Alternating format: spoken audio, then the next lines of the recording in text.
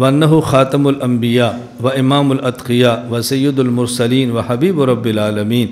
نبی کریم صلی اللہ علیہ وسلم خاتم الانبیاء ہیں، امام الاتقیاء ہیں، اور آپ انبیاء کے رسولوں کے سردار ہیں، رب العالمین کے حبیب ہیں۔ وَأَنَّهُ خَاتَمُ الْأَنْبِيَاءِ، یہاں میں بارہا سمجھاتا ہوں، حضرت نانوتوی رحمۃ اللہ علیہ فرماتے ہیں کہ خاتم کا معنی صرف آخری کرنا، اس سے نبی کریم صلی اللہ علیہ وسلم کی مدح نظر نہیں آتی۔ ما کان محمد ابا احد من رجالکم ولکن رسول اللہ و خاتم النبیین۔ اگر آپ کہتے ہیں کہ حضور پاک اللہ کے آخری نبی ہیں، بے شک لا ریب آپ آخری نبی ہیں، لیکن آخری ہونے سے آپ مدح کیسے ثابت کرو گے؟ چونکہ تقدم تأخر بالذات یہ وجہ فضیلت نہیں ہے، کسی شخص کا پہلے آنا، کسی کی آخر میں آنا۔ ہمارے دورہ تربیت العلماء چل رہا ہے، تو آپ کا کیا خیال ہے جو سب سے آخر میں آئیں گے وہ سب سے افضل ہوں گے؟ جی آخری نشست ہماری کل بعد نماز مغرب ہوگی، جو اس میں شریک ہوں گے وہ سب سے افضل ہوں گے نا، تو آئندہ اجتماع میں آپ بھی سب سے آخر میں آنا۔ حضرت فرماتے ہیں تقدم تاخر کو بذات کوئی وجہ فضیلت نہیں ہے۔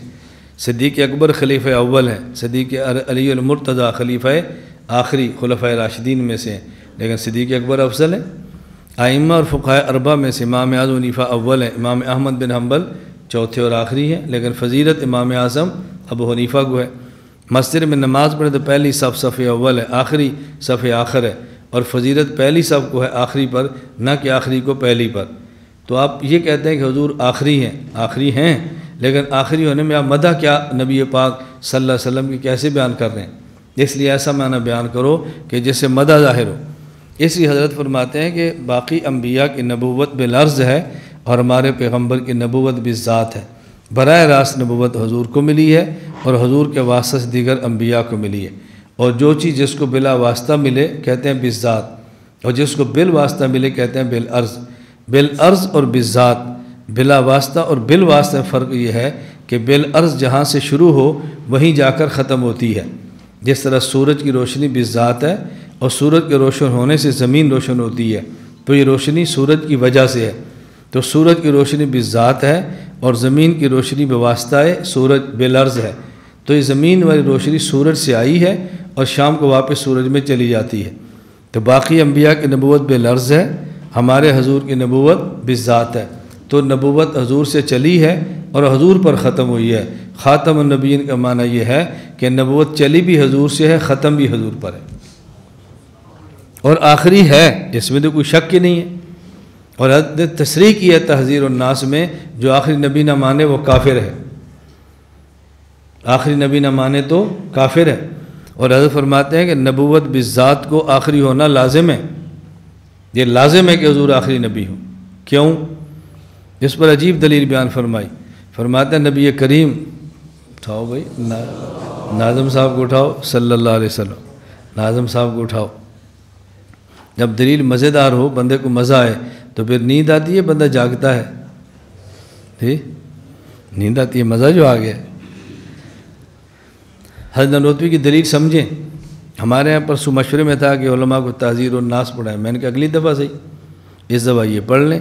پچھلی دفعہ ہم نے المحنت پڑھی تھی، کسی کو یاد ہے کسی کو نہیں ہے، چلو پڑھ تو لی، اس وہ عقیدہ تحویہ ہے، کسی کو سمجھ ہے کسی کو نہیں، لیکن پڑھ تو لی، یہ تو ہوگا بھی عقیدہ تھا، آئندہ تحذیر الناس پڑھ لیں گے۔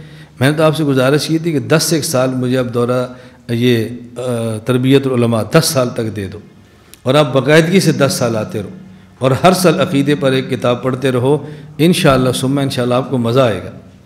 بعض باتیں سمجھنے میں دیر لگتی ہے، قلب کے اترنے میں دیر لگتی ہے، شرح صدر میں دیر لگتی ہے، لیکن کون سی جلدی ہے؟ ہم تو اس لیے چھوٹے چھوٹے علماء بلاتے ہیں، بڑے بڑے تھوڑا بلاتے ہیں، بعض بڑے بڑے بھی آ جاتے ہیں، ان کی شفقت ہے کہ تشریف لا جاتے ہیں، ورنہ ہم تو چھوٹے چھوٹے بلاتے ہیں۔ ہم ایسے بلاتے ہیں جنہیں بھی 8-10 سال تک مزید جینا ہے، ایسے نہیں بلاتے جن کے 1-2 سال ہے۔ ہماری تو ترتیب ہے۔ ہم ایک جگہ سفر میں تھے، تو اس علاقے کے ایک بابا جی تشریف لائے، تو رات ہمارے ساتھ ہی ٹھہرے، تو انہوں نے فرمایا بھی میں نے تو بس فیصلہ کر لی ہے کہ میرا مرنا اور جینا آپ کے ساتھ ہے۔ ہمارے ساتھیوں میں سے ایک بہت ظریف و طبع ساتھی تھا، اس نے کہا بابا جی یہ دیکھیں، بس جینا ہمارے ساتھ رکھے، مرنا اپنا رکھ لیں۔ یہ ہمارے ہاتھ دیکھیں۔ جینا ہمارے ساتھ، مرنا آپ کا اپنا ہمارا اپنا۔ کہا بابا تو کل آنے میں مرو، اسی تیرے نال مرن تو تیرے نا، ہم نہیں تیرے ساتھ مر سکتے۔ تو اس لیے ہم تو چھوٹے چھوٹے مولوی بلاتے ہیں جن کی 8-10 سال باقی ہوں۔ میری گزارش سمجھ آ رہی ہے؟ میں بارہا کہتا ہوں تحمل سے کام لو، جذبات سے کام نہ لو۔ ظاہر ہے عقائد پر محنت نہیں ہوئی، عقائد سمجھائی نہیں گئی، عقائد کا عنوان کبھی چھڑا نہیں ہے، تب شرح صدر ہونے میں دیر لگے گی نا۔ میں نے بھی مشیت کا مسئلہ چھیڑا ہے تو پورا میں دیکھ رہا ہوں، نہیں سمجھ آتا، اس چھوٹے سے کلپ کو پھر سنیں پھر سنیں پھر سنیں، بس آہستہ آہستہ آہستہ آہستہ لفظ یاد کریں، رٹیں، ایک وقت آئے گا کہ بات کھل جائے گی آپ کے اوپر۔ تو حضرت فرماتے ہیں کہ رسول اللہ صلی اللہ علیہ وسلم خاتم النبیین ہے۔ خاتم النبیین کا معنی کہ نبوت چلی بھی حضور سے ہے، ختم بھی حضور پر ہے صلی اللہ علیہ وسلم، اور آپ آخری بھی ہیں۔ اور یہ تحذیر الناس میں دلیل دی ہے آخری ہونے کی، بہت پیاری دلیل ہے۔ فرمایا آپ آخری کیوں ہیں؟ نبی کریم صلی اللہ علیہ وسلم کے بعد اگر کوئی نبی آئے تو کیا اس پر وحی آئے گی یا نہیں آئے گی؟ اس کے بعد علم ہوگا یا نہیں، یہی معنی ہے وحی کا۔ اس کے بعد علم ہوگا یا نہیں، وحی آئے گی یا نہیں۔ اگر آپ کہتے ہیں اس کے بعد وحی نہیں ہوگی تو نبی کیسا ہے جس کے اوپر وحی نہ آئے؟ آپ کہتے ہیں نہیں وحی آئے گی، تو نبی کی وحی عین وحی محمد ہوگی یا غیر وحی محمد ہوگی صلی اللہ علیہ وسلم؟ آپ کہتے ہیں عین وحی محمد ہوگی تو تحصیل حاصل ہے، ضرورت کیا تھی اس کی؟ پھر وہ تو پہلے آ گئی ہے۔ اور اگر آپ کہتے ہیں نہیں غیر وحی محمد ہے صلی اللہ علیہ وسلم، تو یہ جو حضور کی وحی کا غیر ہے، حضور کی وحی سے اعلیٰ ہے یا ادنا ہے؟ اگر آپ کہتے ہیں ادنا ہے تو ادنا حضور کے لیے ناسخ کیسے بنے گا؟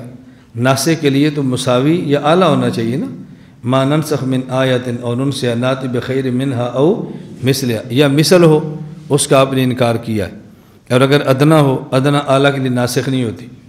اور اگر آپ کہتے ہیں اس کی وحی حضور کی وحی سے اعلیٰ ہوگی تو یہ خلاف حقیقت ہے، اس کو دنیا میں کوئی مانتا نہیں، تو حضور کے بعد نبی کیسے ہوگا؟ اس لیے میں کہتا ہوں حضور آخری نبی ہیں، اور آخری نبی جو نہ مانے وہ کافر ہے۔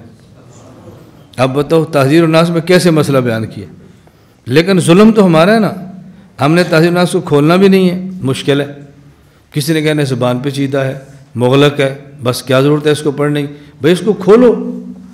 اگر ہمارے اکابر کے علوم مغلق اور پیچیدہ زبان کے اندر آ گئے ہیں، علوم کو بند نہ کرو، ان علوم کو آسان زبان دے دو۔ میں کہتا ہوں بھئی اگر کسی کے پاس نہیں ہے تو ہمارے پاس ہے، ہم سے لے لو، اس میں کیا ہے؟ میں دیکھ رہا ہوتا ہوں بعض میرے ان جملوں پر نا بعضوں کے چہرے پر مرجھاہٹ آ جاتی ہے کہ یہ بات کیوں کہتا ہے؟ یار جب یہ چیز میرے پاس ہے میں کیوں نہ کہوں کہ میرے پاس ہے؟ اس لیے کہتا ہوں ہے کہ یار لے لو، یہ ڈنڈورا پیٹنا چھوڑ دو۔ حضرت تھانوی کی عبارت بہت مشکل ہے، حضرت مدنی کی بہت مشکل ہے، نہیں سمجھ آتی۔ ایک بندہ کہتا ہے میں سمجھانے کے لیے تیار ہوں، آپ اسے سمجھ لو۔ آپ کیوں کہتے ہو نہیں سمجھ آتی؟ میری گزارش سمجھ آ رہی؟ سب اس کو سمجھے پڑھیں۔ میں تو حضرت تھانوی رحمۃ اللہ علیہ خطبات کا مطالعہ کرتا ہوں، آپ خطبات کا مطالعہ کریں، آپ دیکھنا اب ہر صفحے پر پھنسیں گے، ہر صفحے پر یہ بھی مشکل ہے، یہ بھی مشکل ہے، یہ بھی مشکل ہے۔ آپ دیکھیں ذرا حضرت تھانوی، سبحان اللہ، عجیب بات ہے۔ ہم امام احمد بن حنبل کی بات کہتے تھے، حضرت تھانوی فرماتے ہیں میں نے تھانہ بھون میں خواب میں اللہ کو دیکھا ہے، میں نے خواب میں اللہ کو دیکھا ہے۔ فرمایا میں نے دیکھا، فوق کی طرف دیکھا ہے، بغیر کیفیت کے دیکھا ہے۔ اچھا فرماتے ہیں بعض رات کہتے ہیں ہم نے یوں دیکھا ہے، چونکہ مجھ پر جو غلبہ ہے وہ تنزیہ کا ہے، اس لیے میں نے بغیر کیفیت کے دیکھا ہے، اور بعضوں پر غلبہ تشبیہ کا ہے، ان نے صورت میں دیکھا ہے۔ اب یہ جملہ نہیں سمجھ آتا تو ہم سے سمجھ لو، انکار کیوں کرتے ہیں آپ؟ دیکھو حضرت تھانوی کسی کا انکار نہیں کر رہے، دوسروں کی بھی تعویل کر رہے ہیں، کسی کے ذوق پر یہ غلبہ ہے، کسی کے ذوق پر یہ غلبہ ہے۔ زندگی رہی نا، میں نے آپ سے کہا کہ اللہ نے ہمیں زندگی عطا فرمائی نا، کسی کے چہرے پر خوشی ہے یا ناراضگی ہے، ہم بعد والی نسل کو اپنے گزشتہ اکابر سے جوڑ دیں گے انشاءاللہ انشاءاللہ۔ ہم اپنے اکابر کا اتنا تذکرہ کریں گے، ہر بندے کی زبان پہ ہوگا، ننوتوی، مدنی، کشمیری، مولانا الیاس، مفتی کفایت اللہ، سہارنپوری، شیخ الہند، مولانا شبیر عثمانی، ہر کسی کی زبان پہ ہوگا انشاءاللہ۔ اپنے اکابر کے تذکروں کی دھوم مچا دو دنیا میں، بس لوگ کسی کا نام بھی نہ جانیں، اپنے اکابر کے تذکرے کرو، تذکرے۔ ہمیں سب کچھ ملا ہی ان سے ہے، اور ان سے بڑا ماضی قریب میں کرۂ عرض پہ کوئی عالم نہیں تھا ان جیسا خدا نے ان کو علوم عطا فرمائے، تقوی عطا فرمایا، فہم عطا فرمائی، اور پھر جرأت اور دلیری اور شجاعت اور حکمت بصیرت، یہ ساری نعمتیں اللہ نے ہمارے کابر علماء دیوبند میں اکٹھی کر دی تھی۔ یہ بات بھی ہم نے کھٹو ہے جن نے سب کو ضائع کیا۔ فخلف من بعدہم خلف، ہم خلف ہیں، خلف نہیں ہے۔ بفتح لام ہوتا ہے جو اہل ہو، اور بسکون لام ہوتا ہے جو نہ اہل ہو۔ ہم خلف ہیں، خلف نہیں ہیں۔ اللہ تعالی ہمیں خلف بنائے۔ فخلف من بعد میں خلف اضاعوا الصلاۃ واتبعوا الشہوات فسوف یلقون غیا، اللہ ہم کو اس سے محفوظ رکھے۔